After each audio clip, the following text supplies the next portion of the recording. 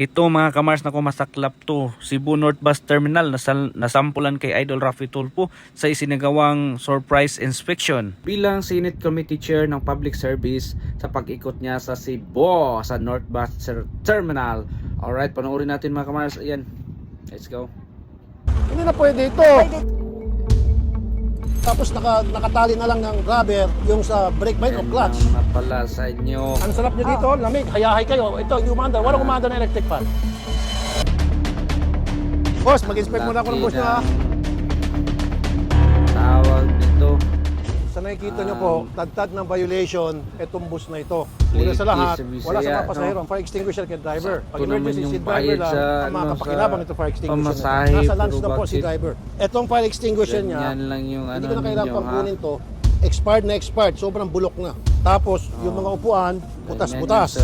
Wala I'm sure, umuuga-uga ka. May surot ito. Dapat ito, ginagarahe na ito. Dapat dito pampasahero. Nagbabayad naman tamang pasahe yung mga tao. Tapos ito yung servisyo binibigay. Ito, meron ka fire extinguisher, safe ka. Paano naman sila? Silang nagbabayad. Walang ganun dyan, nasama kinaw. Hindi. Dapat sila may fire extinguisher. Pag nasunog tong boss, matutusta sila, ikaw salba. Dapat ikaw huli. Pinapalitan yung mga ganyan. Gas breaker. Dapat left and right. Wala rin. Tama lang meron doon. Dapat bawat kanto meron. Para in case of emergency, pukin nila yan, lundag sila. Pudpud na yan, Kasi recap yung gulong to, recap. Dapat hindi recap, dapat palit bagong gulong. Ba't recap? Tingnan natin sa kabila. Delikado to. Ito, pudpud din. Alright. Ito, halika rito, yung driver. Sobrang pudpud, Meron dapat kayong way na yung mga taong umaakyat, meron man lang mag-metal detector. Kasi may mga nangyaring insidente na sa Manila na pag nagkaroon ng away, may baril na maril, patay. So dapat, sino si conductor? Ikaw, conductor, meron ka man lang metal detector o security guard, isa-isang pasahero may metal detector. Siguraduhin na walang dalang bala, granada, kung ano pa man. Tama, mali? Tama. Anong silbi ng electric fan kung hindi gumagana? Sir, it's top line. We will install this. Lahat ng mga buses ang nag-issue ng ticket top line. Yes, top line, sir. Nagbabayad na lang ang mga boss sa top line. Yes. Okay, punta natin top here line. you are. Hi. Buti pa kayo rito, ang lamig-lamig. Yung mga nagbabayad, mainit, hindi gumagana ng electric fan. Ba't ganon? Ang sarap nyo dito, lamig, hayahay kayo. Ito, hindi umanda, walang umanda ng electric fan. Pero ma'am, sinusupervise itong terminal. I told the management, always own the electric fan because it is really needed Then by give the them a passengers. warning. Give them a Sir, I sanction. already gave them a warning. And then yung kontrata, sibakin mo yung kontrata nila. Ipasibak mo kung sino pwede magsibak. I will Tapakan tell sila. the manager. Sir, Kita mo I will lahat ng tell the electric manager. fan useless.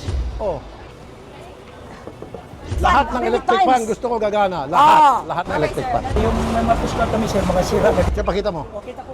Tita, halika rito. Ano ba ito? Sira na yan, sir. I told the manager already many times, send me a card immediately. Ilang bang pushcart meron tayo ngayon? We have two. Ang isang sira na. Dalawa lang. I asked already the manager. Sino manager? Si is gonna. Ma'am is gonna. Hindi na pwede ito. Pwede ito. I already requested her about this. Ma'am, Sir, paayusin mo yung problema o hintay mo patawag sir, sa Senado? immediately. We will do Immediately? it. Yes. Paano yung iba? Di karga-karga. Targa-targa. Ito, pudpud ang gulong. Wala, sobrang pudpud na ito.